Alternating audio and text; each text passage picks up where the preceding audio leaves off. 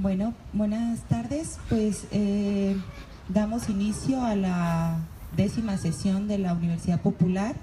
En esta ocasión pues nos acompañan las compañeras del colectivo Michoacanes Diversidad y también del colectivo Familiares Caminando por Justicia.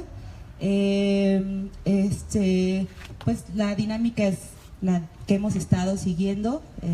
Bienvenidos a los que nos siguen por Facebook y también los que están aquí presentes. Primero nos compartirá la experiencia la compañera Eden Valdivia de Michoacanes Diversidad y más adelantito las compañeras de Familiares Caminando por Justicia. Sin más preámbulo, pues doy el uso de la palabra a la compañera Eden. Hola, buenas tardes. Bueno, yo vengo de Michoacanes Diversidad. Somos un colectivo orientado a la diversidad sexual que llevamos trabajando juntos alrededor de 3 o 4 años. El colectivo nace como una necesidad de unirnos entre poblaciones sexodiversas. Esto incluye personas gay, lesbianas, bisexuales, transgénero, transexuales, travestis, intersexuales. Y además también trabajamos en conjunto con otras causas que pueden converger en necesidades como las personas que viven con VIH y trabajadoras sexuales. Entonces, lo que hicimos fue encontrarnos en comunidades marginadas que ya estábamos trabajando de años, solas, de forma aislada, y encontramos que esto no estaba llevando a realmente nada. Encontramos que éramos grupos quizá en ese momento muy pequeños o políticamente pequeños, y que eso permitía que nos ningunearan de alguna forma. Entonces, lo que hicimos fue reunirnos, comenzar a encontrar puntos en común. Encontramos que no eran cosas particulares, sino que la persona era político, y encontramos que, por ejemplo, en nuestro caso como personas trans, lo que me pasaba a mí, pues a la compañera o al compañero, y además encontramos que personas trans también tenían VIH, algunas de ellas, y ahí salió la causa. Ahí compañeras del trabajo sexual también encontraban a través de esto, desde su prevención y su lucha por la salud sexual, también un tipo de convergencia.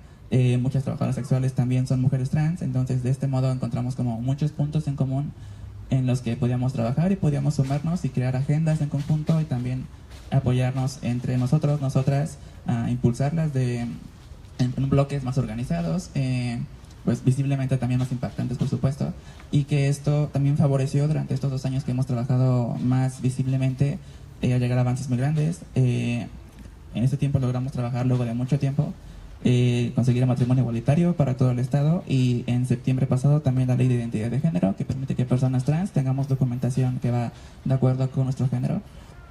Que esto nos hizo el segundo estado luego de Ciudad de México que pudo conseguir este derecho. Actualmente solo tenemos derechos de identidad de las personas trans en Ciudad de México, en Michoacán y en Nayarit. Entonces aún tenemos 29 estados que aún cuentan con muchas personas trans que viven indocumentadas en su propio país, personas trans que tienen carencias en cuanto a servicios de salud, por ejemplo, que se niega porque no saben en qué servicio enviarte. No hay atención a hormonas, no hay atención tampoco en escuelas. De hecho, la tasa de deserción es muy alta, más en mujeres trans, un promedio de 14 años de la deserción.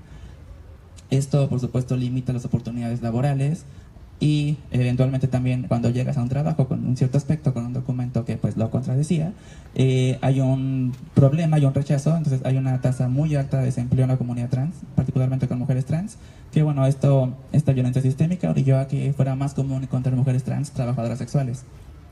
Y este fue el contexto que se trabajó durante varios años, de algunas décadas. Y recientemente que comenzamos a tener un poco de más información, acceso, por ejemplo, quienes tenemos el privilegio de hablar inglés, a encontrar información de otros países, y a identificarnos como personas trans un poco antes, por ejemplo, comencé a ver esta generación de estudiantes trans que estábamos saliendo del closet en las universidades, en preparatorias, y también esto, por supuesto, cambió las dinámicas y evidenció otro tipo de necesidades que no estaban siendo contempladas por compañeras trabajadoras sexuales. Entonces, bueno, de este modo hemos ido articulando y hemos ido identificando también entre nosotros qué es lo que necesitamos realmente, porque la información que no estaba dada es cosas que aún seguimos construyendo todavía, del lenguaje, sobre aún el entendimiento incluso. Y esto nos llevó también a relacionarnos con estudiantes y con trabajadores también de la salud, del área de derecho. En el colectivo también tenemos estudiantes de Facultad de Derecho, de Psicología, de Medicina, que de alguna forma también están buscando traer desde la área de la ciencia un fundamento también para encontrar un respaldo a las causas.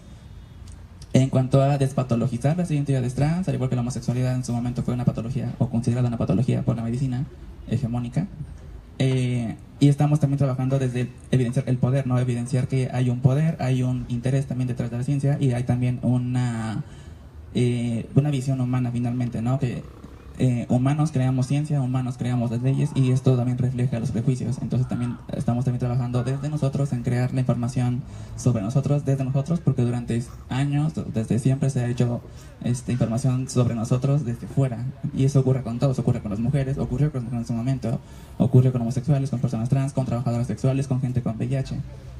Entonces lo que impulsamos nosotros es que cada población tengamos la capacidad de hablar por nuestra cuenta y los demás que no pertenecemos a ella solamente respaldar. O sea, ocupar un buen lugar de aliados, saber identificar cuándo es nuestra causa, cuándo no. Y pues esta misma lucha, este mismo pensar nos ha llevado a encontrar también aliados y aliadas en las compañeras feministas, por ejemplo, de muchos sectores de ellos. También a trabajar, por supuesto, con encontrar médicos dispuestos a atender a trabajadoras sexuales, a médicos que atiendan a jóvenes trans, que brindan atención médica, psicológica especialmente también. Lamentablemente nos encontramos en un contexto muy religioso que se presta muy antagónico a las juventudes LGBT. Aún hay, en Morelia casi no, pero fuera de Morelia todavía sigue habiendo muchos rechazos a las juventudes LGBT y aún sigue siendo un problema muy grande salir del closet en sus familias y es el primer lugar donde encuentran la violencia incluso. A través de, bueno, golpes por supuesto, pero también el echar hijos muy jóvenes de sus casas, pues acaban sin estudios, acaban sin tener un lugar seguro. Y esto impacta, por supuesto, económicamente, emocionalmente, físicamente en ellos. Involucra insertarse en dinámicas muy problemáticas como el trabajo sexual forzado, por ejemplo, que es la trata de personas. Involucra no poder formarse, involucra hasta narco, por ejemplo. Entonces, permitirse llevar por grupos que pueden brindar un tipo de seguridad que la familia no está cumpliendo.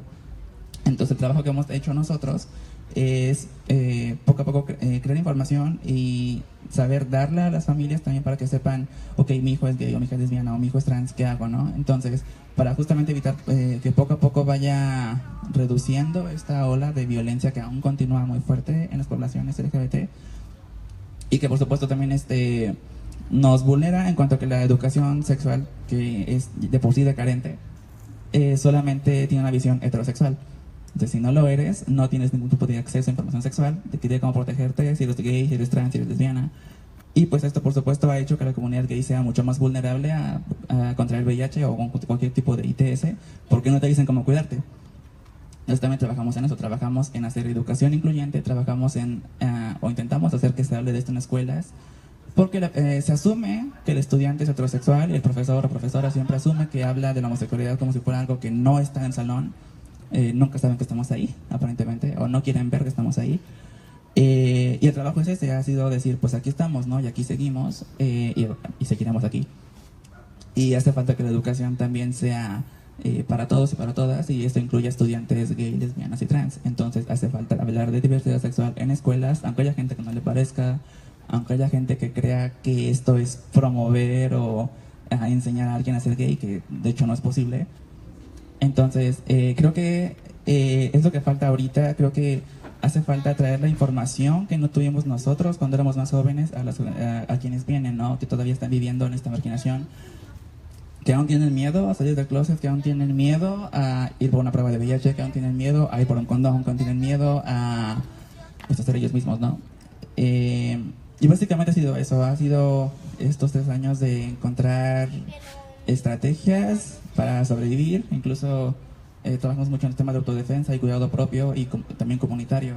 Hacemos redes entre nosotros también para, por ejemplo, el combate municipal que tenemos ahorita en el colectivo donde yo estoy también, que es Divergente, que es para juventudes trans, es encontrar qué escuelas tenemos identificadas que aceptan a juventudes trans para poder poblar esas escuelas primero y posteriormente poder hacer incidencia en las escuelas. Buscamos trabajos que sean incluyentes con personas trans, porque aún ocurre mucho que vas con un aspecto, vas con tu credencial y al no tener la correspondencia en el género y en tu aspecto, pues te lo niegan, como lo acabas de decir. Entonces ha sido como ir y venir entre trabajos donde te ofenden al pedir el trabajo y te dicen que primero vayas a checar tu mal que tienes por ahí antes de pedir un trabajo. Hemos encontrado compañeros y compañeras que obligan a desertar las escuelas, que directivos les dicen date de baja porque es un riesgo para tus compañeros. Hemos encontrado psicólogos o consejeros en escuelas de secundaria que le dicen a niñas lesbianas, a niños gay que tienen que estar en el turno de la tarde porque en la tarde van las manzanas podridas y en la mañana los heterosexuales. Entonces, jóvenes con buenas calificaciones, jóvenes con buen comportamiento que por ser gay o lesbianas están forzando a salir, están exhibiendo sus escuelas porque te cambiaron, ¿no? Por ser gay, por ser lesbiana. Y está este estigma que viene desde el profesor, el consejero, el trabajador y el estudiante además. Entonces, todo este contexto es el que sigue favoreciendo que haya esta deserción, que haya esta violencia sistemática, como he dicho, desde el trabajo, desde la educación, desde la salud, desde hasta incluso el diario vivir.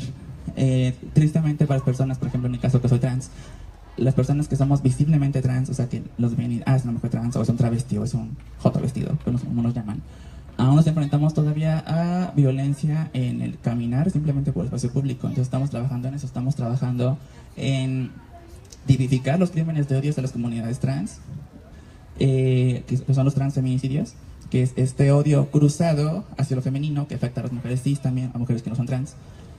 Y que sí, o sea, cuesta vidas porque tenemos este odio patriarcal hacia lo femenino y obviamente como este sistema está mal ser mujer, también cuando renuncias al privilegio de haber nacido hombre y pasas a este lado que está mal de ser mujer, está este odio como que transgrede a muchos hombres, o por ejemplo incluso cuando un hombre heterosexual encuentra como objeto de deseo a una mujer trans y esto violenta de alguna forma su heterosexualidad. Dice, ¿cómo va a gustar este hombre que está vestido de mujer o cosas así? Porque no te ven como una mujer. Encuentran la forma de recuperar esta masculinidad perdida, la atracción, en matarnos. Tristemente, México actualmente ocupa el segundo lugar a nivel de América Latina en crímenes de odio de personas trans. Y esto se ha visto muy favorecido a raíz de las marchas por la familia, que en octubre de 2016 tuvieron un costo de 12 personas trans asesinadas en Ciudad de México, días seguidos. Y justamente fueron personas trans porque, o sea, este odio que se promovió de estas marchas fue en general para personas LGBT, pero lamentablemente las personas trans y más mujeres trans somos las que somos quizá más visibles. Digamos, no es tan fácil identificar a alguien gay o lesbiana por cómo se ve, e incluso los hombres trans, gracias al tratamiento hormonal y al aspecto que pueden conseguir, pasan más fácil en el espacio público como personas que no son trans, pero en cambio nosotras que tenemos un tratamiento un poco menos fuerte, que muchas de nosotras pues no pasamos o no queremos pasar, como cis, o sea que nos gusta que se note que somos trans, pues somos vulnerables a eso, ¿no?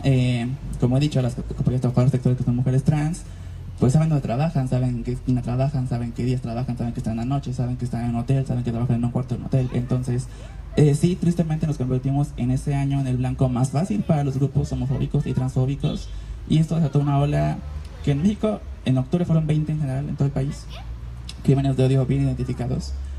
Y que es otro problema que hemos trabajado mucho, el lenguaje. El periodismo todavía se maneja, matan a un hombre vestido de mujer, no a una mujer trans. Y esto ha complicado mucho también identificar desde nosotros cuando matan a alguien en nuestra comunidad, porque no lo reconocen.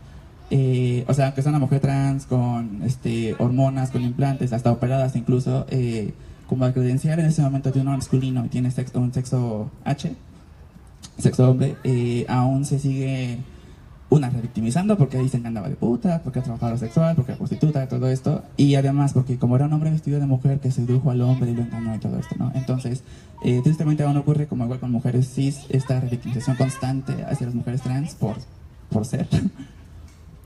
Y se les culpa, ¿no? De asesinadas porque estabas vestida de mujer, porque estabas teniendo esta construcción de género, y por tener esta construcción de género te mereces que te mataran. Y lamentablemente es la realidad que tenemos ahorita, en la que tenemos que trabajar en muchísimas cosas. Afortunadamente, los marcos legales que tenemos ahora mismo en Michoacán han facilitado que tengamos acceso, por ejemplo, a documentación. Tristemente el costo aún es muy complicado, el trámite actualmente cuesta 1,500 pesos. Y hablamos de una población marginada que no tiene acceso al trabajo, que no puede generar un ahorro porque tiene que pagar primero servicios o una renta o cosas así. Entonces no hay forma de ahorrar para el trámite. Si no hay trámite, no hay trabajo, no hay trabajo, no hay trámite. Y es un ciclo permanente en el que tu identidad sigue siendo algo que sigue aplazado, que está como un derecho que podrías acceder o que deberías poder acceder, pero que no puedes. Porque no hay forma de poder costearlo, porque te preocupa más, ok, mi identidad, o comer hoy, mi identidad, o pagar la renta hoy para poder dormir aquí. Por lo mismo que dije, ¿no? Porque los trabajos que son remunerados no aceptan personas trans, y los trabajos que no son tan remunerados que quizás aceptan a alguien trans, pues no te dejan para vivir realmente, y eso se genera para todos, seas trans o no. Sí, en cuanto a salud, tristemente la identidad trans sigue patologizada, aún se considera un trastorno mental. Lo llaman el desorden de identidad de género en adultos y adolescentes. Al igual que la homosexualidad, que estuvo hace 30 años patologizada, actualmente aún no se encuentra ningún fundamento para que siga siendo un trastorno. No hay ningún tipo de malestar, no hay un disfuncionalismo en cuanto a la socialización. Lo que ocurre con la comunidad trans en particular, que puede o que podemos tener cierta vulnerabilidad emocional, tiene que ver con el contexto, no con ser trans como tal. Tiene que ver con lo que implica ser trans en esta sociedad actual, que es heteropatriarcal, que es transfóbica, que te bombardea por todas partes desde muy joven con los chistes machistas de la familia, con iglesias hablando en contra de ti, con programas que crean estereotipos, y además estereotipos graciosos, como de que está bien reírse de alguien trans porque es trans y porque se ve mal. Entonces, todo este rechazo constante de parte de compañeros, de trabajadores, de profesores, de tu mamá, de tu papá, de tu familia en general, y del sistema como totalidad, en noticieros, en películas, en todo, pues lógicamente genera mucha ansiedad en jóvenes trans que termina detonada en suicidio. De grupos vulnerables somos la comunidad que tiene un índice más alto tanto de intento de suicidio como de que lo consuman. Y muy jóvenes, tristemente, alrededor del 30% de la comunidad trans ha intentado cometer suicidio, y tiene que ver con este rechazo. La mayor parte lo han intentado alrededor de los 15 años. Hablamos de niños que están pensando en cometer suicidio porque parece que es mejor morir a llevar una transición que va a implicar este rechazo constante, porque no tienes ningún ejemplo, o crecimos sin ver ejemplos de éxito en personas trans.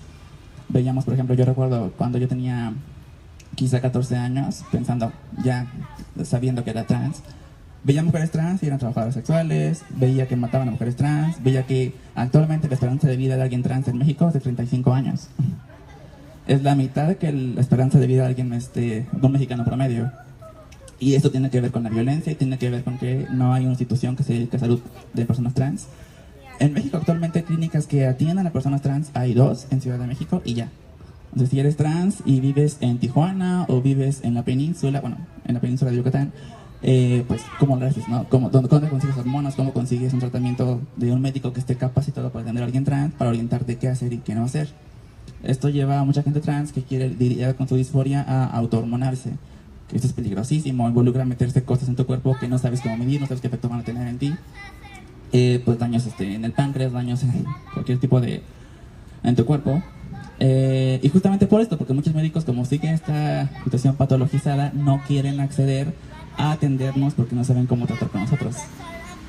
Y tiene que ver con este sistema que tenemos, donde se nos sigue enseñando que ser trans o que ser gay o que ser lesbiana está mal, y que tendría que ser algo vergonzoso, algo que no podemos decir, algo que no podemos pronunciar, algo que estaría mal hacer frente a un niño. Y creo que es el trabajo que sigue ahorita, hacer que legislar algo no hace que el mundo sea mejor. Por supuesto, te da mejores herramientas. No se puede legislar un mejor mundo, simplemente hay que trabajar por él. Entonces, creo que el trabajo más grande que hay que hacer ahorita es ser visibles, es manifestarnos en cualquier espacio público, decir que aquí estamos y que estamos en todas partes, ¿no? Las personas LGBT no somos nosotros y ya, ¿no? Sino estamos también insertos en la discapacidad, o en las mujeres, o en la tercera edad, en las infancias, en la comunidad indígena también. Entonces, se puede ser indígena y LGBT, se puede ser alguien con discapacidad y LGBT, se puede ser mujer y LGBT, se puede ser lo que tú quieras, y nosotros además. Entonces, creo que es esto, creo que es reconocer las múltiples esferas en las que podemos estar insertos o insertas, y comenzar a sumarnos con más grupos que trabajamos en pro de las minorías, como nos llaman a veces, aunque no lo seamos, para comenzar a, pues, crear algo mejor, porque no se nos va a dar porque sí. A hablar de qué es lo que necesitamos, qué es lo que pasa, porque mucha gente no sabe que esto pasa. Porque no queremos verlo, porque no se habla de esto, o porque no hay el lenguaje para hacerlo. Y pues básicamente es lo que hacemos como colectivo, hablar de toda esta realidad, darla a conocer, también identificarnos, dar información a gente que cree que puede ser LGBT o que es LGBT, y crear comunidad, a grandes rasgos crear comunidad, encontrarnos, saber dónde estamos, qué estamos haciendo, y también crear algo que hacer, ¿no? Gracias.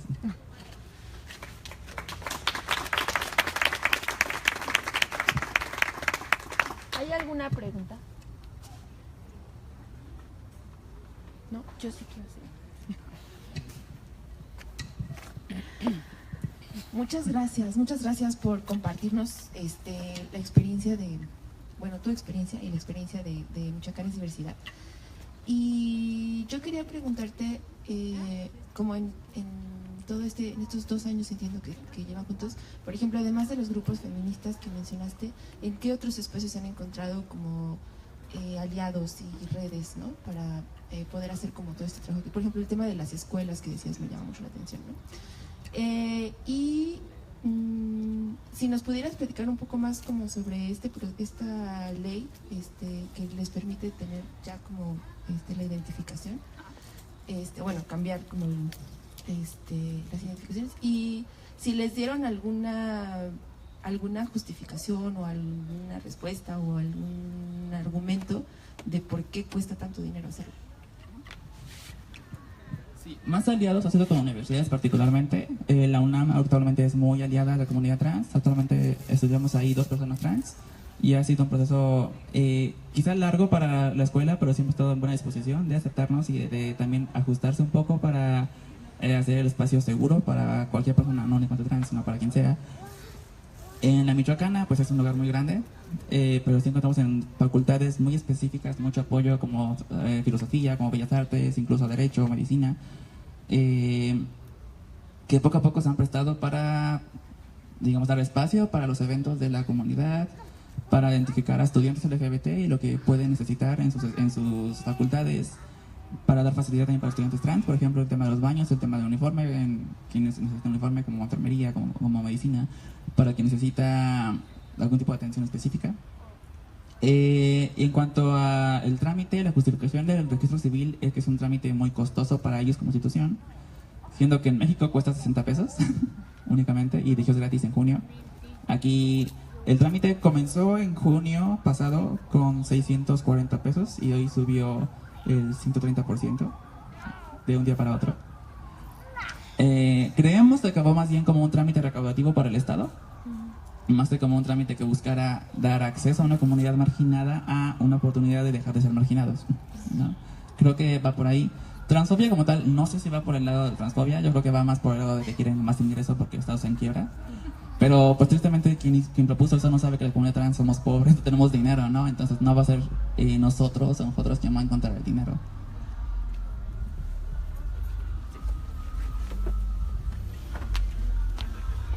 Hola, más bien mi pregunta sería como ¿cuál es el error más grande o el error más común que cometemos las personas que queremos ser aliadas con una comunidad que ha sufrido o que sufre como poco entendimiento de lo que es, ¿no? Entonces a veces en tratar de ayudar seguramente la ayuda no terminó siendo ayuda.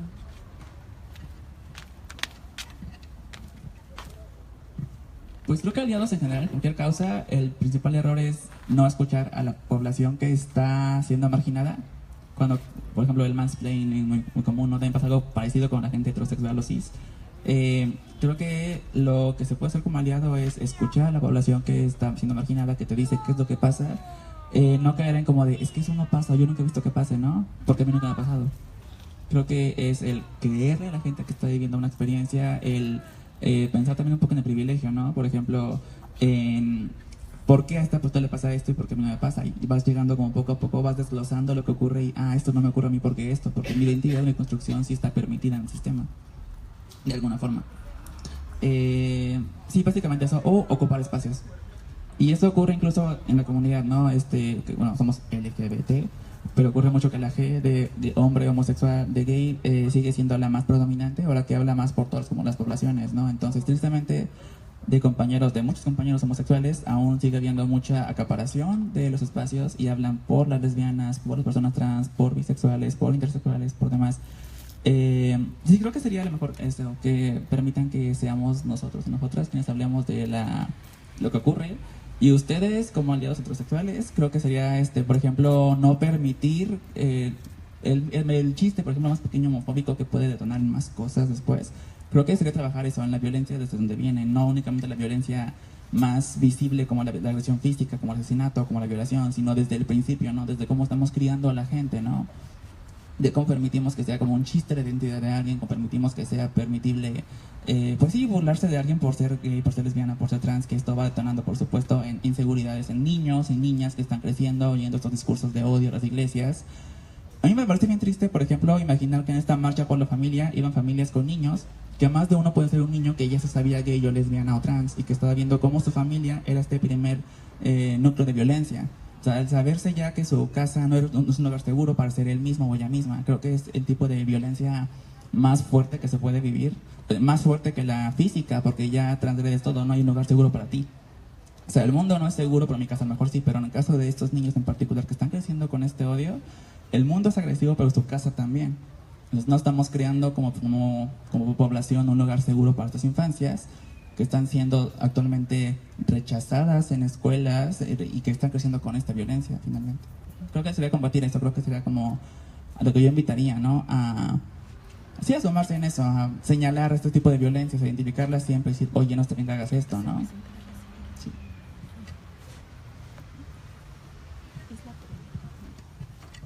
¿Hay más preguntas? ¿Hay más preguntas? ¿Sí? Buenas tardes. Es mi primera sesión, desgraciadamente no pude asistir en las demás, pero hace un momento que hablaba de comunidades indígenas, yo soy de una comunidad indígena. ¿Han tenido esa experiencia de que han asistido a su organización o asociación, no sé cómo le llaman, que asistan jóvenes indígenas, pero de ese género?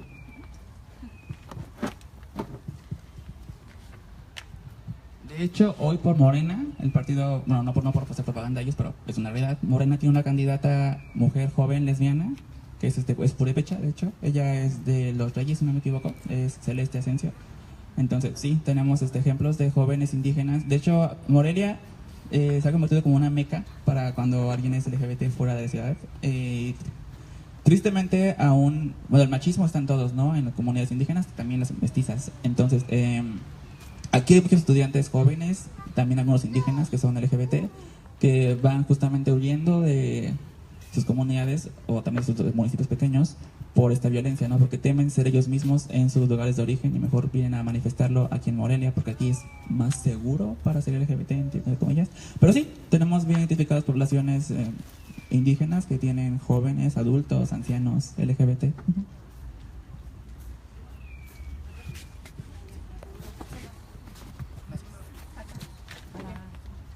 Si quieres, oye. Esta es como más técnica.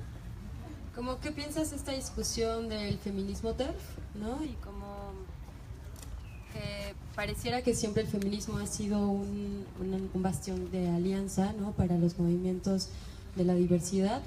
Sin embargo, como que ahora no hay una discusión puesta en la mesa, que creo que es importante retomar y entender cómo, en qué va la discusión y cómo se está discutiendo, por ejemplo, acá. O si están viviendo eso acá, ¿no?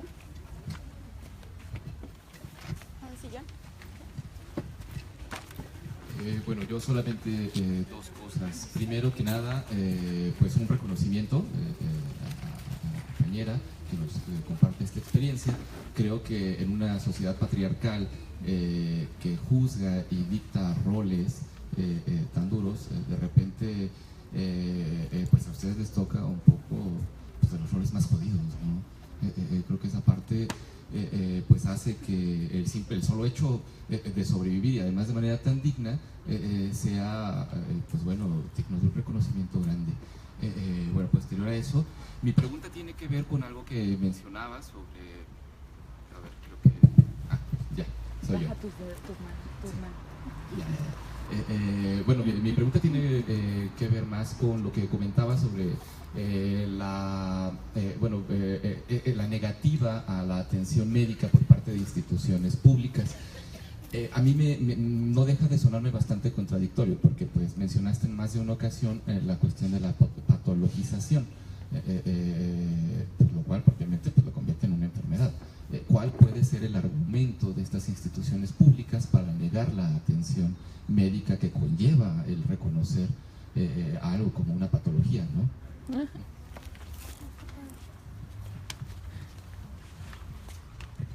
Okay. Compañera de feminismo TERF, pues yo como feminista creo que me hace falta mucho hablar de feminismos. Entonces, incluso el feminismo radical, bueno, TERF, para que no sepa, es en inglés para Trans, Exclusionary Radical Feminist, algo así como feminista radical trans exclusionaria. Habla de un tipo muy particular de feminismo radical que considera que las personas trans, bueno, depende del caso, por ejemplo, hombres trans los ven como mujeres que huyen de la violencia convirtiéndose en hombres, algo muy ridículo creo yo, y a las mujeres trans nos ven como hombres ocupando espacios de mujeres. Creo que a mi opinión, fue muy particular, creo que es muy biologicista, creo que es muy patriarcal, incluso reducir a la mujer a la vagina. Cuando tenemos mujeres que no son trans, que no menstruan por algún problema o que no tienen útero, por ejemplo. Y creo que también se saca de la discusión a la gente intersexual, gente que físicamente no puede ser catalogada como macho o como hembra por cualquier tipo de situación cromosómica, gonadal o genital. El sexo, para quien no sepa, tiene 5 componentes. Es, además de genitales, que es lo más obvio, los cromosomas, la respuesta hormonal, producción hormonal y los genitales. Entonces, hablamos de 5 cosas que forman el sexo de una persona y consideramos solamente una para considerarlo a alguien hombre o mujer. Entonces, creo que desde ahí es problemático. Creo que está borrando totalmente la discusión a gente que ya existe, que está aquí en este momento, que puedes tú conocer y no saber que es intersexual. Y creo que para mí es triste que se reduzca la identidad a lo que tienes o no de las piernas, cuando yo no sé lo que tiene cada quien en sus piernas, ¿no? Yo no veo a la gente como de, oye, si tienes esto o esto otro, para saber cómo referirme a ti. Entonces creo que desde ahí es como muy hasta invasivo, creo que es muy paternalista y eso es muy patriarcal, en mi opinión. Pero bueno, creo que también quiero entender que cada quien tiene una postura muy personal sobre cómo llevar el feminismo, que estamos aún teorizando sobre cómo crear un mejor mundo. Ellas están creando una forma, una propuesta de cómo sería este mundo ideal sin un patriarcado, y en su propuesta que ellas tienen es un mundo pues aún quizás genitalizado, donde la identidad aún dependa del genital, que a mí se me hace muy reduccionista, se me hace como que genital es como destino y eso para mí es muy problemático. Hay feminismos que son radicales también, o que son interseccionales, que sí reconocen a las comunidades trans y a muchas más, ¿no? Incluso hay un feminismo que no abraza a las mujeres lesbianas. Entonces, es porque no están cumpliendo con el ser mujer, que es ser reproductiva y que es lo que la maternidad, por ejemplo, ¿no? Que eso a mí se me hace súper patriarcal también, ¿no? Porque sigue reduciendo que la mujer es este ente que es un útero, que tiene piernas y que su fin es reproducirse. Entonces, en mi postura creo que este feminismo aún tiene que deconstruirse, aunque por eso no seremos deconstruido, tiene que trabajar un poco en dejar de reducir a la gente a lo que tiene o no, o a lo que cree que tiene o no, porque nunca le consta que tiene alguien en las piernas, ¿no? Del compañero.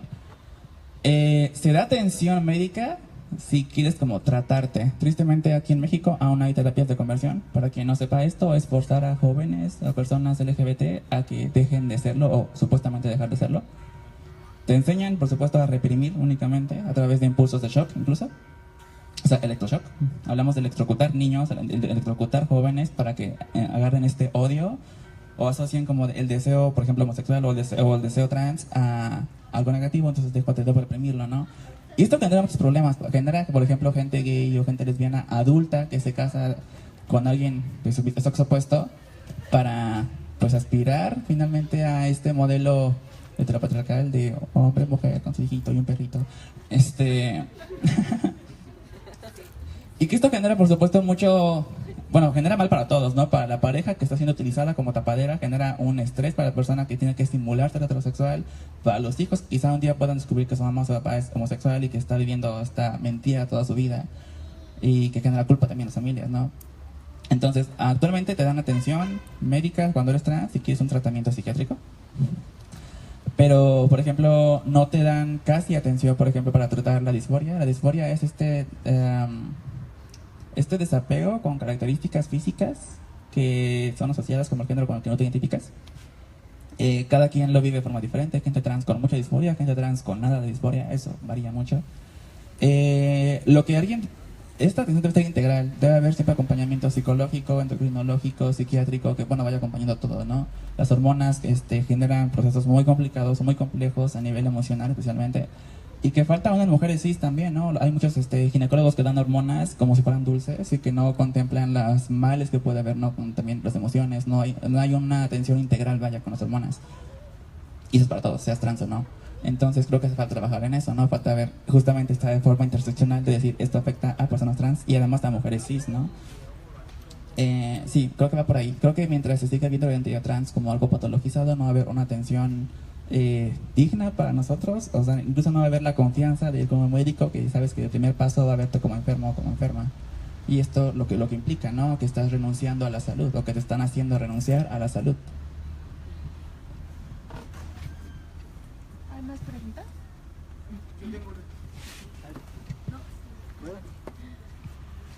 Bueno, buenas tardes. Yo, referente a lo que mencionabas en relación a que el hogar es el sitio que, en el caso de que pues la situación esta de que los familiares son los primeros en pues de alguna manera no aceptar el hecho de que sus hijos tengan alguna cuestión de este tipo de ser heterosexual, y entonces desde tu punto de vista, ¿cuál sería el primero, cómo tus padres han aceptado esta realidad, ¿no?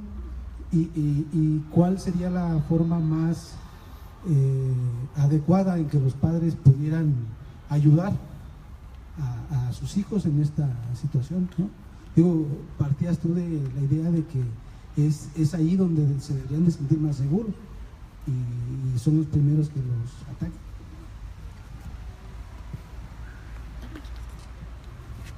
Pensando en promedio, creo que alguien se da cuenta de quién le gusta o quién no, como a los 8 o 10 años, lo que eso ocurre con todos.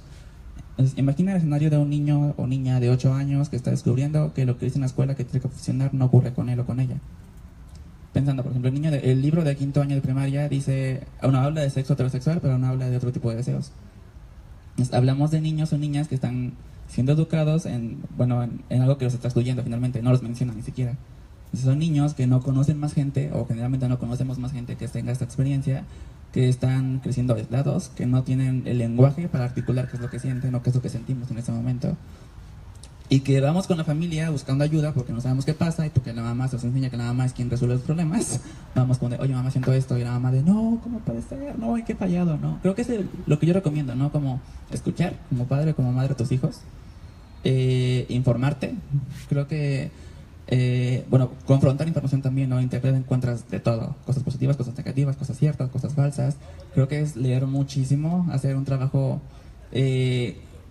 cooperativo entre el hijo o hija LGBT y los padres también.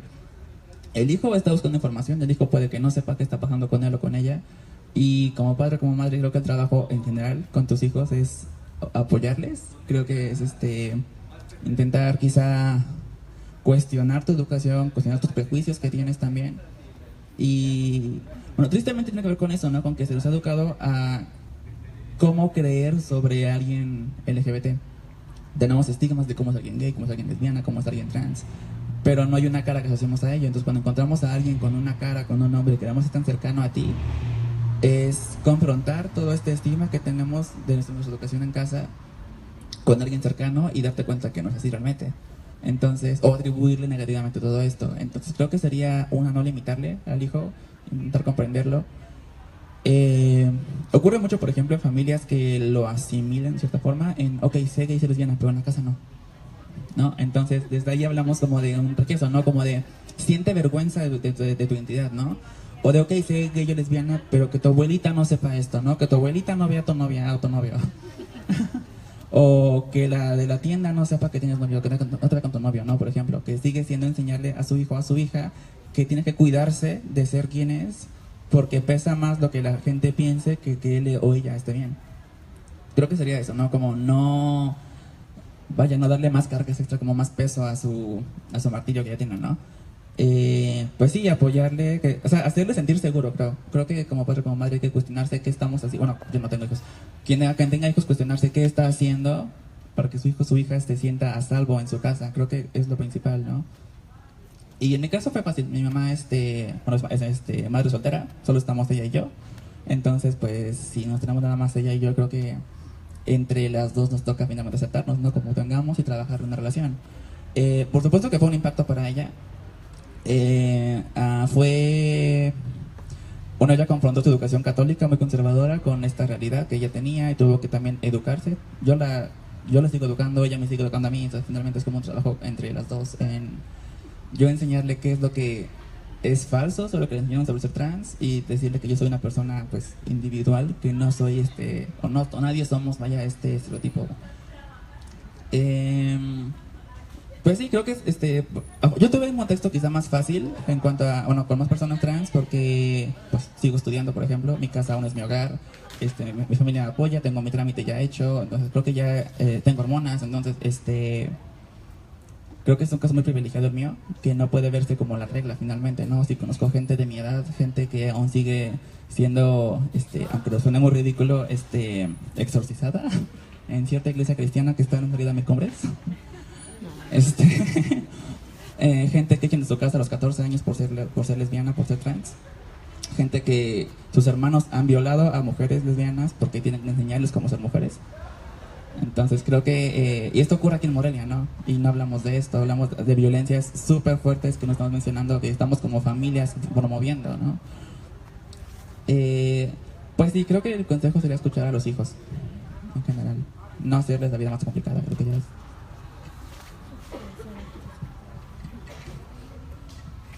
Bien, buenas tardes. Pues primero igual felicitarlos por pues por presentarse así, por luchar por esto que no se debería hacer, ¿verdad? Es como algo absurdo, como las feministas que tenemos que o tienen que luchar por un derecho que se supone que está ahí y que, bueno, pues la verdad sí vivimos en una sociedad muy agresiva de que el paternalismo está muy arraigado y entonces, pues a mí, en mi opinión, como que sería bueno que los propios planes de estudio desde preescolar como que incluyeran esta educación, ¿no? Para que se eduque a los niños en ese aspecto, porque desde ahí es muy importante. Cuando a los niños se les educa desde el preescolar, incluso ellos pueden educar a los papás, porque digo, es muy complicado, la verdad. O sea, yo soy de una comunidad indígena, de un pueblo, y yo me doy cuenta qué complicado es, igual de muchos casos de gente que tiene, como tú dices, que casarse o que hacer el papel heterosexual. ¿Por qué? Porque temen a lo que el papá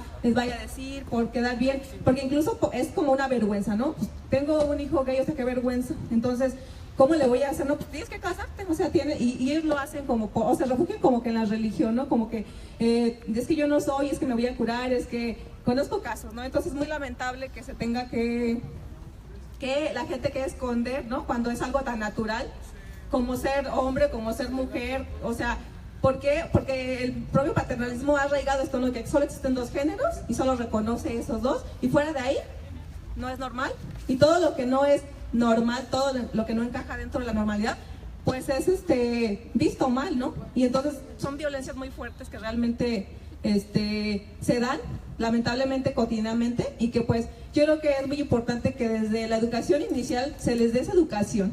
¿Para qué? Para que los niños vayan creciendo con esa mentalidad, incluso de si tienen que descubrir pues su sexualidad, pues tienen que hacerlo desde muy chicos, ¿no? Y sin que se les reprima por ello, ¿no? Entonces yo te felicito mucho, la verdad es una labor muy noble la que estás haciendo por muchísima gente, y bueno, y pues es un camino muy largo porque pues realmente estamos en una sociedad muy complicada. Te felicito. Tenemos dos preguntas que están en Facebook.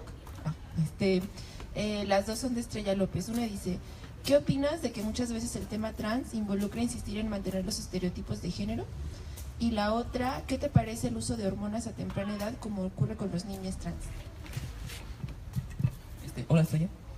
En cuanto a la cuestión de género, creo que también, como cualquier persona, hay una carga en cómo ser mujer o cómo ser hombre. Pues, tristemente, por ejemplo, cuando eres una mujer trans, se te exige que seas como la Barbie, ¿no? O sea, si eres mujer, séalo bien, ¿no? En esta construcción patriarcal que tenemos. Una, que no se note que eres trans, o sea, que seas hermosa, que seas delgada, que tengas mucho pecho, que seas hiperfemenina, heterosexual, sumisa y demás, ¿no? Y con hombres trans pasa igual. Si es un hombre trans, sea un macho, sea fuerte, sea musculoso, sea guapo, sea ten barba, cosas así. Entonces, sí creo que es tóxico. Creo que finalmente muchas mujeres trans caen o caemos en estereotipos de género, no tanto porque queramos vernos de una forma, sino porque se nos exige o se nos valida de esa forma, ¿no? Por ejemplo, conozco mujeres trans con cabello corto que dicen, es que si eres mujer, pues que se te note, ¿no? O en mi caso particular, no me gusta usar pantalón, y uso botas y visto así siempre. Entonces, recuerdo en la escuela justamente que me dijo una trabajadora que para usar el baño de mujeres tenía que verme como más femenina, ¿no? Como usar falda, cosas así, como porque ser mujer implica usar falda, entonces es ridículo. Entonces creo que no estamos fuera de esta esfera patriarcal finalmente, ¿no? Creo que también, pues, todos somos víctimas de este sistema que nos dice cómo ser hombre, cómo ser mujer. En cuanto a las infancias trans, a mí me gusta, de hecho, me hace muy feliz que niños más jóvenes tengan ya el acceso a información que les diga identificarse desde jóvenes, que tengan ya el lenguaje para ser quienes son, y que haya familias que estén dispuestas a abrazar a su hijo o a su hija trans. En cuanto a hormonas, lo que ocurre aquí es que te dan un bloqueo de hormonas que hace que tu pubertad esté suspendida, de modo que aún es reversible, o sea, no se anula, vaya, solo está como suspendida. Y a cierta edad comienzas ya con un criterio mucho más avanzado, como a los 15 años, ya tomar hormonas que ya te forman de acuerdo a tu cuerpo, al que tú deseas, o con el que te identificas. Y yo creo que, de hecho, es la mejor opción porque es más seguro, ¿no? Hay un resultado mucho mejor para personas trans que comienzan más jóvenes la transición con hormonas. Y esto les da este pase. Cuando no se te nota lo trans en el espacio público, es más seguro para ti, ¿no? No eres víctima de agresiones todo el tiempo. Entonces puedes llevar una vida mucho más cotidiana en la escuela, en el trabajo y demás, sin pues toda esta carga, ¿no? De que es ser trans. Y por eso creo que falta también justamente que más médicos se sumen y puedan, o sea, esto involucra pediatras, involucra endocrinólogos, ginecólogos, urólogos y demás que se sumen a, de forma multidisciplinaria, dar atención a personas trans o a ejercer lo que ya está. Por ejemplo, aquí en México tenemos ya un protocolo para personas LGBT que está aprobado desde junio del año pasado, pero que no se ejerce, ¿no? Finalmente. Entonces creo que sería como ya accionar las herramientas que ya están ahí, que ya están pensadas, que ya tienen los filtros adecuados para que sean procesos seguros para todos, tengas la edad que tengas. Y pues sí, creo que es válido, creo que es delicado, por supuesto, hablar de infancias trans para mucha gente. Y no por la infancia como tal, sino por lo que implica, ¿no? Esta forma de... Es que ¿cómo tiene edad para decir si es hombre o mujer, no? Y no, yo pregunto aquí a la gente que está sentada, ¿a qué edad supieron que eran hombres o mujeres, no? Entonces creo que aplica igual para gente trans. Y también creo que hay una carga de mismo fuerza en niños trans, como que tengan el lenguaje para articular por qué sienten lo que sienten, ¿no? O sea, tenemos que enseñar a un niño o a una niña trans a defender por qué es quien es, y eso creo que es ridículo y creo que es muy violento. Entonces creo que los niños pueden perfectamente decir quiénes son, cómo se sienten. Creo que el niño identifica muy bien si le gusta esto, si le gusta lo otro, si no le gusta esto, si se siente de esta manera, si le da cierta ansiedad verse de cierta forma, si le da un rechazo a su nombre, a su género. Y creo que ese niño merece finalmente la atención, ¿no? Para atender esto que le está ocurriendo y para tener una mejor oportunidad. Creo que las hormonas a temprana edad sí le generan oportunidades mucho mejores que mucha gente trans mayor quisiéramos haber tenido en su momento, en cuanto a información, en cuanto a acceso a servicios, en cuanto a aceptación de la familia. Entonces, sí, yo creo que el abrazo que haya familias que tengan hijos, hijas trans y los quieran, ¿no? Y los apoyen. Nos llegó un mensaje a la página del colectivo y es dirigido a ti, Eden. Hola, mi nombre es Salomón y quiero ofrecerles mi servicio. Soy estudiante de la maestría en psicoterapia y mi tesis la estoy haciendo sobre la aceptación de tu orientación sexual. Si sabes de alguien en especial de la comunidad LGBT que quiera ayuda con un proceso terapéutico y nos deja su número, te lo paso para cualquier. Sí, gracias. Bueno,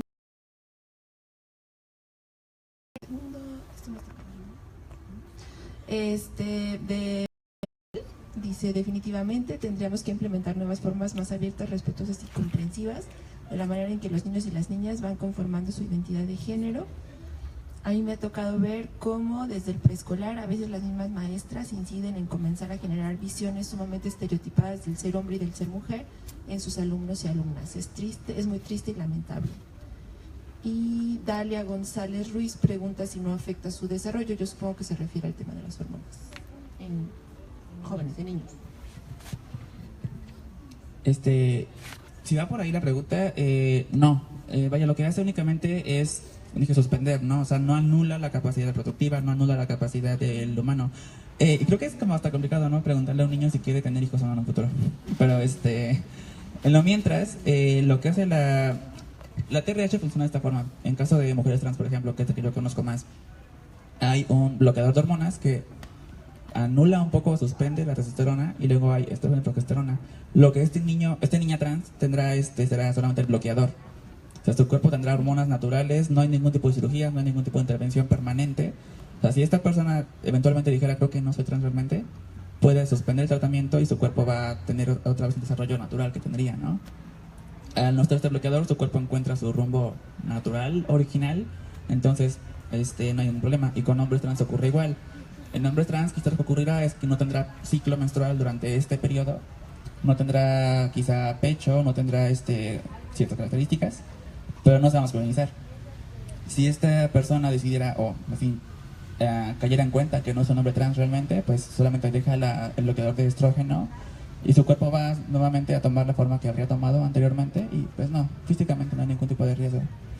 En cuanto a cognitivo, también que quizá podría ser por ahí, no, creo que de hecho es hasta mejor para el niño trans que pueda, o niña trans que pueda pues vivirse como con normalidad, con esta invisibilidad que puede ser un privilegio.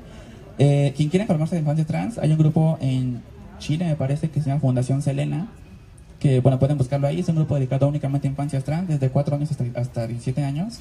Está el caso de, Selena, que es la que da el nombre a la fundación, que es una niña trans de 8 años.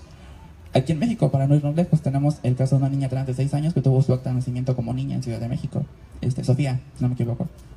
Entonces, ya hay referentes, ¿no? Creo que podemos volver un poco, buscar fundaciones que trabajan con familias de infancias trans, y hay más información a la que yo puedo darles, ¿no?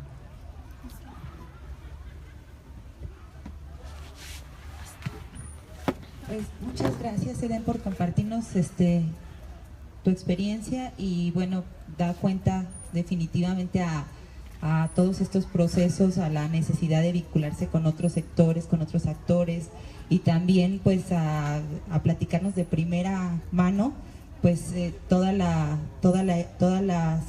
situación que se está viviendo, ¿no? Entonces pues felicitarte, agradecerte mucho, y ahora doy el uso de la palabra a la compañera Mercedes Ruiz. Ella es integrante del colectivo Familiares Caminando por Justicia, y bueno, nos viene a platicar sobre otro de los grandes temas que hay en México, de desaparición forzada, y bueno, le doy el uso de la voz. Gracias. Muy buenas noches a todos y a todas. Pues como bien dijeron aquí, yo soy integrante del colectivo Familiares Caminando por Justicia. Este colectivo, la mayoría lo integramos madres que buscamos a nuestros hijos desaparecidos. Nuestro colectivo se conformó a raíz de que nos fuimos conociendo en diferentes espacios públicos, sobre todo en ministerios públicos o en algunas oficinas gubernamentales, y nos dimos cuenta que el hecho de caminar solas no nos da esa fuerza suficiente para poder exigir nuestros derechos. Entonces es así que nosotros llevamos juntas caminando más o menos desde el año 2012, que nos constituimos, se puede decir así, o que nos reconocimos como Familiares Caminando por Justicia. Nosotros nacimos a raíz de un proyecto artístico con una artista plástica, escultora, que nos contactó para hacer un proyecto de tesis de maestría. Este proyecto inicialmente ella le llamó Performance del Caminar, y se trata de realizar caminatas por los lugares en donde transitaban nuestros familiares. Bueno, se hizo todo un trabajo, se visitaron las rutas por donde transitaban nuestros familiares, se hizo un registro fotográfico y se han bordado los rostros. Entonces, esa fue nuestro punto de partida, se puede decir, para realmente reconocernos como colectivo, ya que anteriormente veníamos trabajando un poco de manera aislada.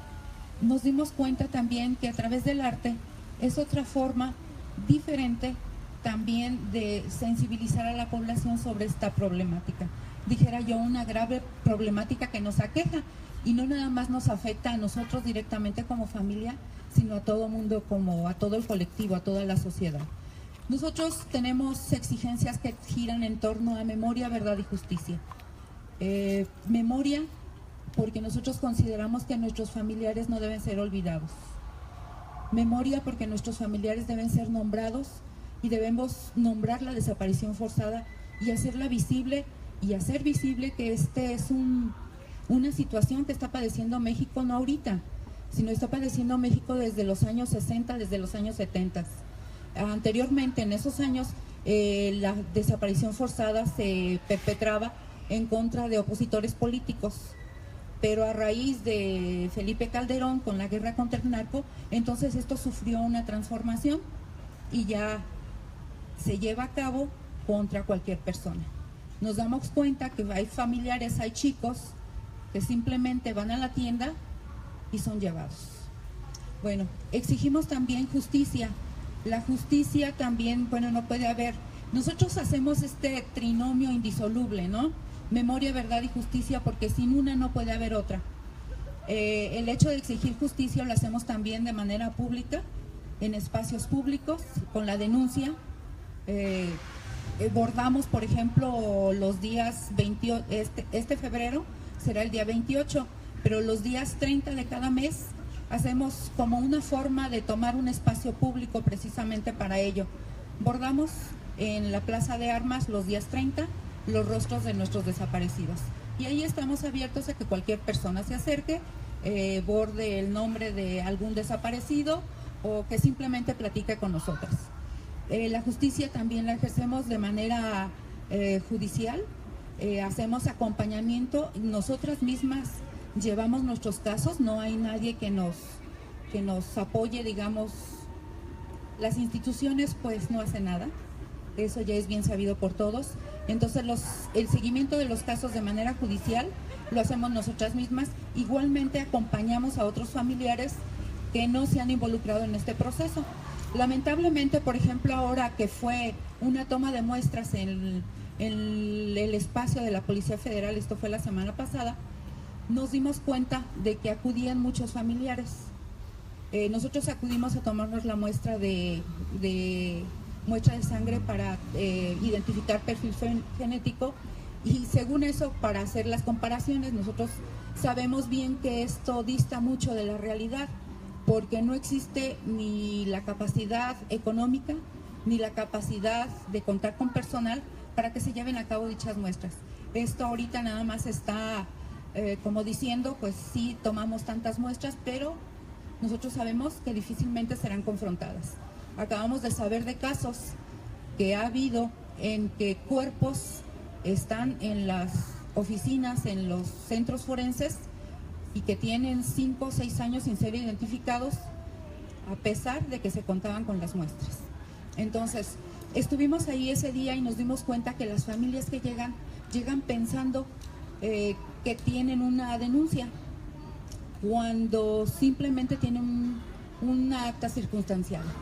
Entonces hay mucho desconocimiento, mucha desinformación y mucha falta de apoyo de las instituciones que debieran estar apoyando a estas personas, porque nos dicen, no, es que ya acudimos a derechos humanos y en derechos humanos si esta persona se presentó con un acta circunstanciada, debieron haberle orientado y debieron haberle dicho que ese no es un documento que le ampare a la familia de que tiene una denuncia legalmente constituida. Bueno, entonces eso es lo que hacemos. Nosotros tenemos una perspectiva psicosocial en el que tratamos de fortalecernos en nuestras capacidades y asimismo replicarlo hacia la comunidad. Nosotras como madres no nos preparamos para que nuestros hijos fueran desaparecidos, ¿sí? Entonces, ahorita las experiencias que nosotros estamos teniendo son en base a las que hemos vivido, y que los errores que nosotros cometimos, por ejemplo, al ir llevando nuestros casos judicialmente, no los vuelvan a cometer otros, porque nos estamos dando cuenta simplemente con esta última visita que les comento, que es la desaparición es sistemática y generalizada, no nada más en Michoacán, en todo el país, y que las instituciones realmente no funcionan. Sí, entonces los procesos que llevamos son en este sentido: denuncia pública, denuncia jurídica, acompañamiento y fortalecimiento psicosocial. Damos pláticas también, hemos hecho algunos murales aquí en la ciudad de Morelia, sobre todo en escuelas que nos han facilitado el espacio. Paralelo a la elaboración de los murales, pues se llevan a cabo unas pláticas ahí en las escuelas, precisamente de por qué se está pintando el mural, quiénes son los desaparecidos y qué es la desaparición forzada, porque existe mucho desconocimiento en este sentido. Si alguien nos invita a dar alguna plática, pues con mucho gusto también acudimos. Sobre todo nosotros queremos o exigimos que ya no haya un desaparecido más. Si en este caso nuestros hijos fueron desaparecidos, precisamente el desconocimiento acerca de esta problemática y la impunidad en la que existe es lo que facilita que las desapariciones se sigan llevando a cabo.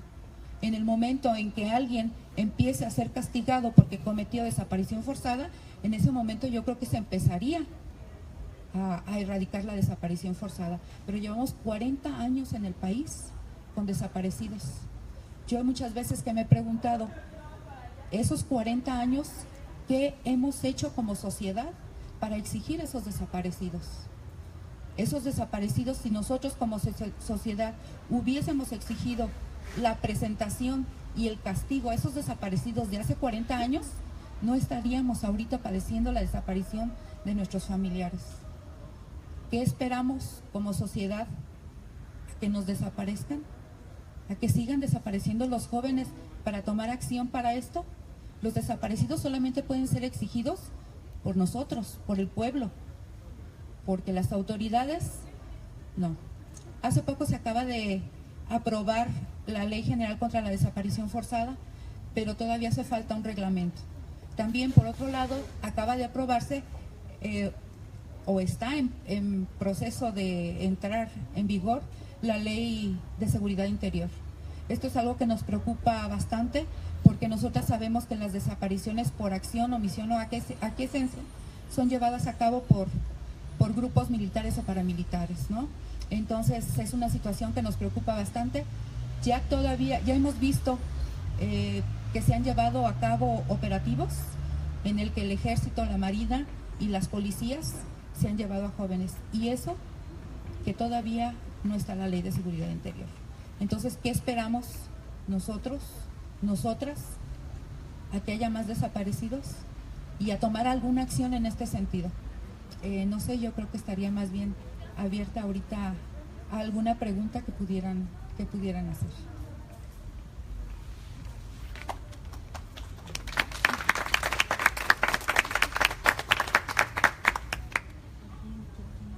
¿Alguien quiere hacer una pregunta? ¿No? Yo. Sí.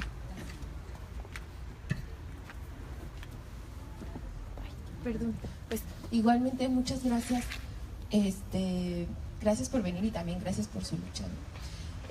Yo me preguntaba si nos pudiera compartir cuántas familiares integran la organización. También porque me parece que el tema de la desaparición forzada, creo que mucha gente piensa que en espacios como Morelia, por ejemplo, eso no pasa, ¿no? Y sí pasa. Entonces, más o menos, si nos pudiera contar cuántos familiares están en la organización. Nosotros o nosotras somos, porque la mayoría somos mujeres, y hay uno que otro, y yo creo que esto es algo que también un que otro hombre que está con nosotras, ¿no? Porque la mayoría de los que han sido desaparecidos son hombres, son nuestros hijos o son los esposos. En relación con los números, yo creo que estaríamos hablando de unas 150 familias. Yo creo, y siempre que nos hacen esa pregunta, nosotros les comentamos que desgraciadamente también las familias tienen mucho miedo, tienen mucho temor de acercarse a algunos colectivos, porque también en los mismos ministerios públicos, en las oficinas, se encargan de criminalizarnos y de estigmatizarnos. Somos también un sector de la sociedad que estamos muy estigmatizados porque dicen si a tu hijo o a tu hija la desaparecieron o lo desaparecieron, fue porque en algo andaba. ¿Sí? Entonces, las familias tienen mucho temor tanto a acercarse a nosotros como colectivo como a hacer algún tipo de denuncia. Por eso es que hacemos nosotros esta labor de tomar los espacios públicos y, por ejemplo, de acercarnos a más personas.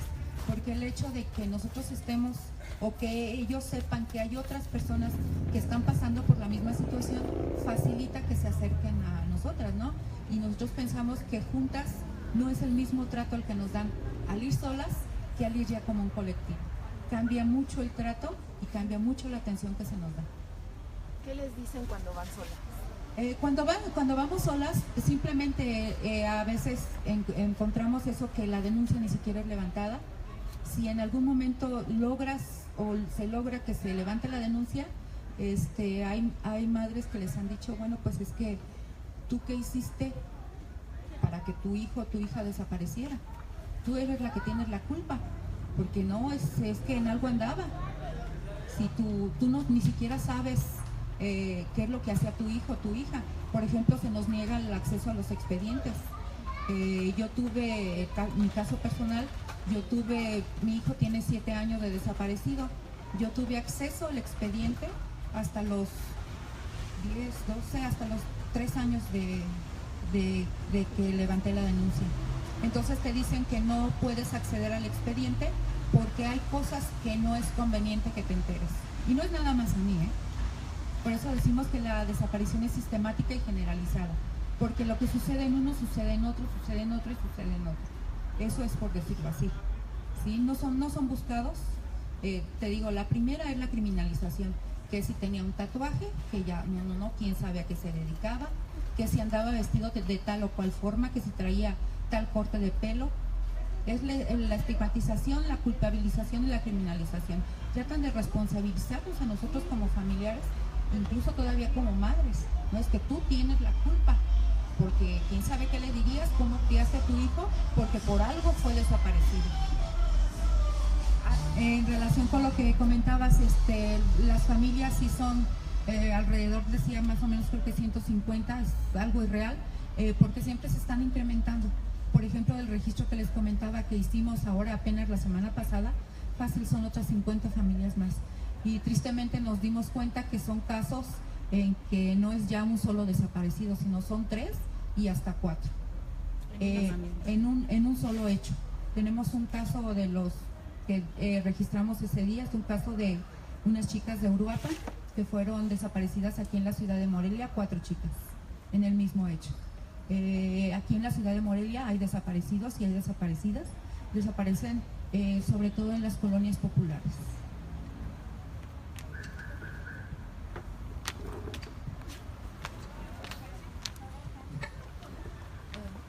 Muchísimas gracias. Yo sé que este tema es uno de los temas más dolorosos para el país, ¿no? O sea, habrá organizaciones que cuentan más de 34,000 desaparecidos en el último sexenio, ¿no? Que es una cifra alarmante, que tiene que ver con otros delitos como la detención arbitraria.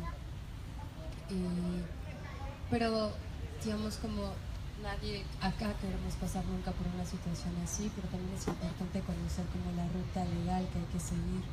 Usted nos podría compartir, o sea, cuál es como, porque está este mito, ¿no?, de las 32 horas que hay que esperar para poder levantar una denuncia, a qué instancia específicamente hay que ir, qué hay que llevar, qué documentos, porque alguna vez he escuchado como que siempre que es bueno tener como estos documentos actualizados o fotografías actualizadas, pero no estoy segura si realmente te los pidan, si te los aceptan, si no, si hay formatos o no, si tienen costos, si hay que ir a tal, no sé, ¿nos podría compartir eso?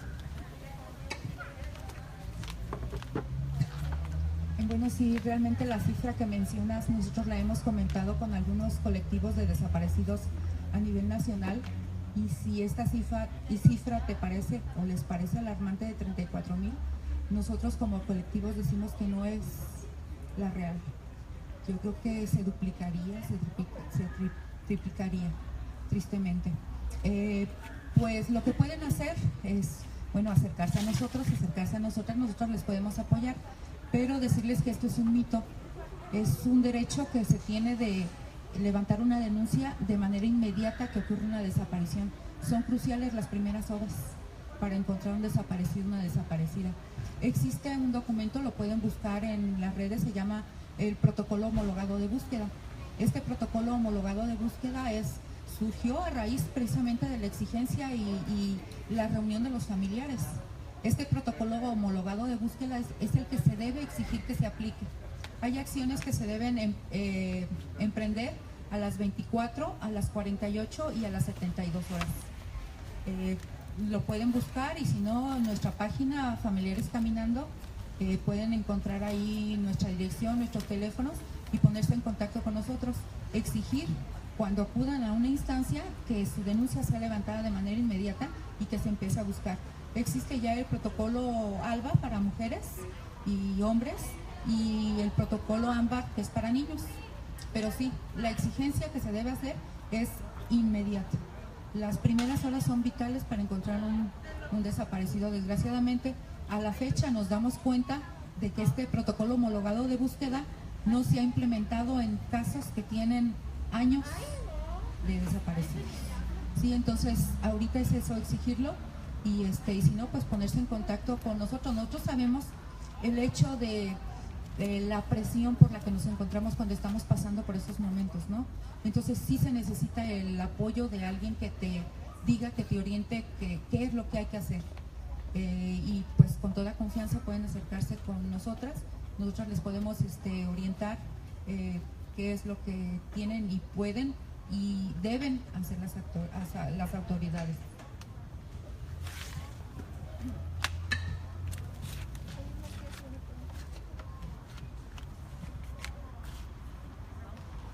Pues tal vez si nos puede repetir la página para... Sí, tristemente este es un tema luego del que nadie queremos hablar, ¿no? Es un tema que hay que poner en las mesas, es un tema que hay que hablar, es un tema que es cotidiano. Como bien decías, la desaparición forzada es un crimen de lesa humanidad. ¿Por qué? Porque nos afecta a todos. Implica para nosotros los familiares una tortura diaria la que estamos viviendo, porque no sabemos dónde está nuestro hijo, dónde está nuestra hija, qué fue lo que le sucedió, por qué le sucedió. Aunado a ello, pues es un crimen que se está cometiendo a diario. Mientras el desaparecido no aparezca, el crimen se comete, es un crimen que no tiene prescripción. Sí, entonces es algo que debiéramos estar hablando en todas partes. Nosotros también nos dimos cuenta que existía la desaparición forzada, desgraciadamente, hasta que nos pasó.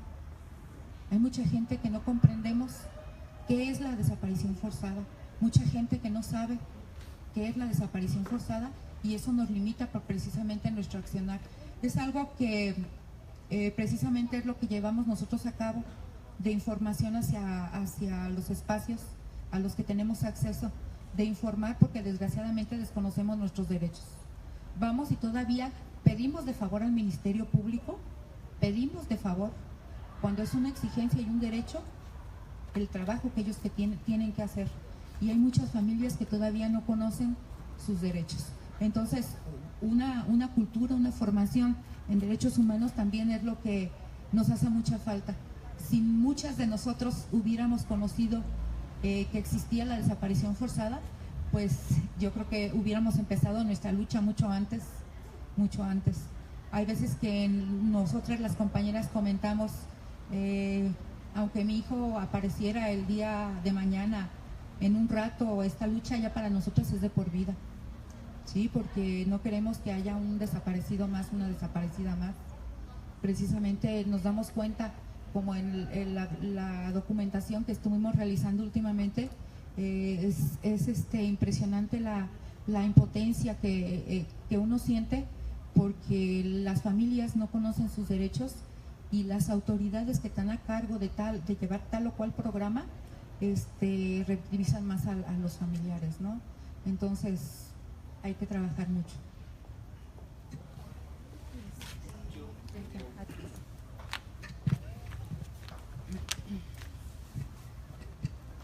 Mercedes, ¿verdad? Mercedes, pues gracias por compartir con nosotras pues el trabajo tan arduo que hacen. Personalmente creo que no es un tema que se evite poner sobre la mesa, sino más bien reconocer que es un tema muy doloroso para las familias que se encuentran con miembros desaparecidos. Usted mencionaba que hacen un trabajo, una labor psicosocial, que por lo que nos ha compartido entiendo que es la apropiación de espacios públicos y físicos para poder nombrar y visibilizar. Bien reconocido es que lo que no se nombra pues no existe, y habría que nombrarlo para no olvidarlo y para saber que está presente. Pero ustedes como colectivo tienen alianzas con otros colectivos. ¿Qué hacen con otros colectivos? Y si hacen otro tipo de intervención a nivel social.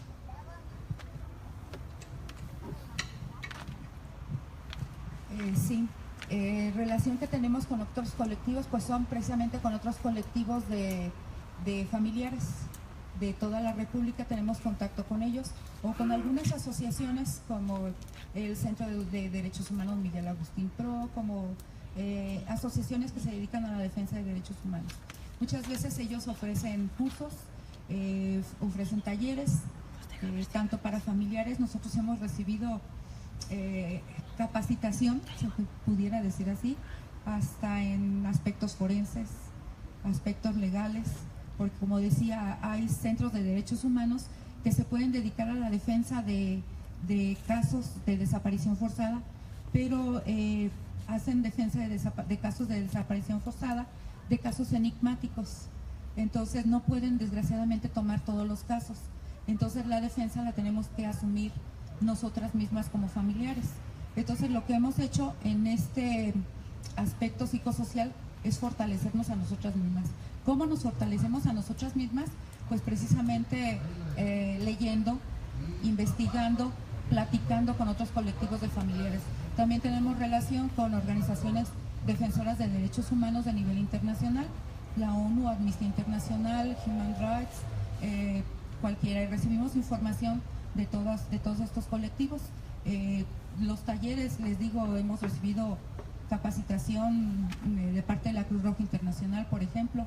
Ahorita entre los familiares se ha dado, o nos hemos dado a la tarea de realizar ya búsqueda y localización e identificación de cuerpos en fosas clandestinas o en fosas comunes.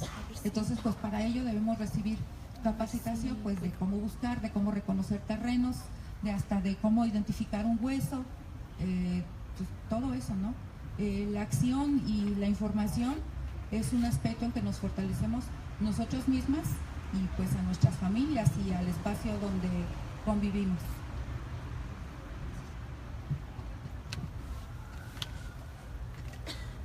Pues tal vez justamente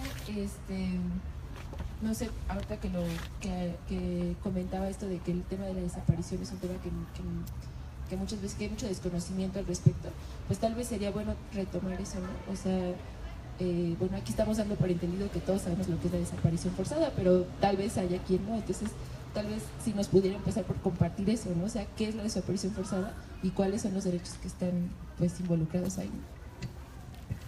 Bueno, a ver si en este momento me acuerdo de la desaparición, del concepto de la definición del término de desaparición forzada. Es aquella que se lleva a cabo, es cualquier tipo de detención llevada a cabo por un grupo de particulares o personas o agentes del Estado y seguido de la negativa de su presentación. Ahorita no recuerdo el término exacto, pero es eso, ¿no? Lo pueden encontrar en el Comité de Desapariciones Forzadas, tal cual. Fíjense que precisamente la falta de la tipificación, el hecho de que existan leyes no garantiza que sea uno o que los derechos vayan a ser respetados. Sin embargo, en 2014 aquí en el estado de Michoacán no existía el reconocimiento de la desaparición forzada como delito, y en algunos estados existe una tipificación que precisamente no cumple con estos estándares internacionales. Por ejemplo, el hecho de que una desaparición forzada la lleven a cabo únicamente, o que estuviera en algún código estipulado que la desaparición forzada únicamente la pueden llevar a cabo policías, ahí ya estaríamos entrando en una grave restricción, porque no estarían involucrados otro tipo de agentes del Estado que pueden y llevan a cabo este tipo de desapariciones. Sí, entonces es grave todo esto, ¿no? Ahorita creo que ya existe en la mayoría de los estados una legislación a este respecto, ¿no? Pero sí es preocupante, y también en este sentido hay que saber que la desaparición forzada también se lleva en estos tres conceptos, ¿no? Porque la lleven a cabo directamente agentes del Estado, porque se hagan omisos y hagan de cuenta que no sucedió, o porque la permitan y la toleren, ¿sí? Que es por acción, omisión o aquiescencia. Entonces, estos conceptos tal cual deben estar estipulados. Nosotros decimos, ahora sí que nada más es copiar y pegar, ¿sí? Copiar y pegar en las legislaciones para que esto esté correctamente tipificado, porque si se omite algo, pues ya no está involucrado, ya no se está cumpliendo con los estándares, ¿no? Y yo creo que la desaparición forzada pues viola todo tipo de derechos, ¿no? El derecho humano a la vida, el derecho humano a una identidad, principalmente estos, ¿no? Muchas veces son detenidos, las personas son detenidas. Es importante también señalar que la desaparición forzada no tiene duración. O sea, la desaparición forzada, aún después, cuando una persona ya ha sido presentada, si fue retenida y no fue presentada ante una autoridad, ocurrió una desaparición forzada, ¿sí? Porque si una persona es detenida y transcurre un tiempo, 1 hora, 2 horas, en que no es presentada de inmediato ante una autoridad, estamos hablando de un caso de desaparición forzada, ¿sí? También a lo que me refería hace un momento de que el tema no es puesto, muchas veces sucede entre la misma familia que no se quiere hablar del desaparecido. Era también una cuestión a la que me refería, ¿no? Es por eso también el estigma tanto social como también intrafamiliar. O sea, el desaparecido muchas veces es desaparecido también dentro de la misma familia, porque por el temor a que no sé, nosotros no sabemos por qué sucedió, no sabemos cuánto duela o por X situación, el mismo familiar no es nombrado dentro de la misma familia y del tema no se habla dentro de la misma familia. Entonces son situaciones que, pues sí, lamentablemente ocurren. ¿Hay otra pregunta?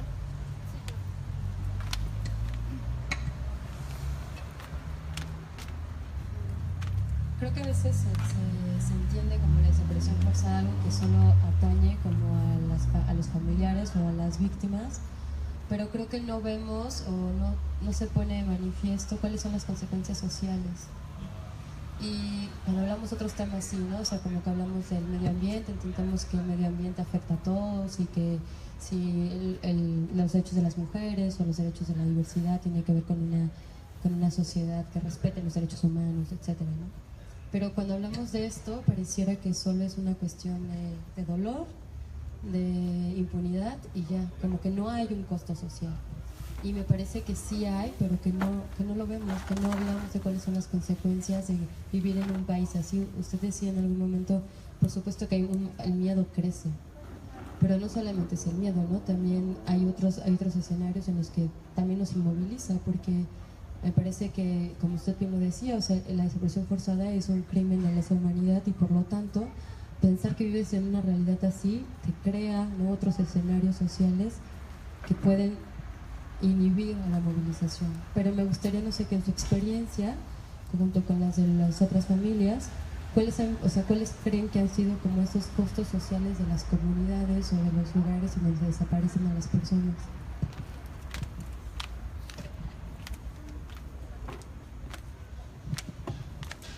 Es precisamente uno de los objetivos de la desaparición forzada, el aislar, el causar no miedo, es el causar terror, ¿sí?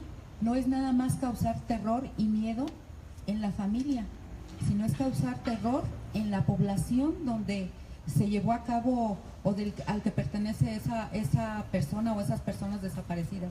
Nos damos cuenta que las mayores desapariciones se llevan a cabo a personas que están inmersas en algún movimiento social o a personas que están cercanas o que tienen relación con defensa de los derechos a la tierra, al agua o con la defensa de los territorios. O personas, como decía hace un momento, que viven cercanos a esa zona. ¿Por qué? Porque las familias se van a aislar, esa gente se va a aislar, esos territorios van a ser desocupados y viene entonces la implementación de megaproyectos. Nos damos cuenta que hay grandes números de desaparecidos, por ejemplo, aquí en Michoacán, en las costas, en la zona minera, o en las zonas, por ejemplo, aguacateras. Hay muchos desaparecidos, ¿por qué? Pues para que las familias se aíslen, para que estos territorios sean desocupados y venga la implementación de megaproyectos. Es precisamente uno de los objetivos de la desaparición forzada. Como les comentaba, la desaparición forzada empezó, la historia nos dice, con el decreto Noche y Niebla con Hitler. En América Latina, con las dictaduras. Aquí se supone que estamos en una democracia y no debiera ocurrir desapariciones forzadas. Pero ese es el trasfondo, ¿no? Los estudiosos dicen que ese es el objetivo de las desapariciones forzadas, el causar terror a la población y el aislamiento para evitar que toda la población se una y sobre todo que se lleve a cabo con jóvenes, ¿sí? O en jóvenes, precisamente para aislarlos y venga la apropiación de esos territorios, de esos terrenos para la implementación de megaproyectos. ¿Alguien más?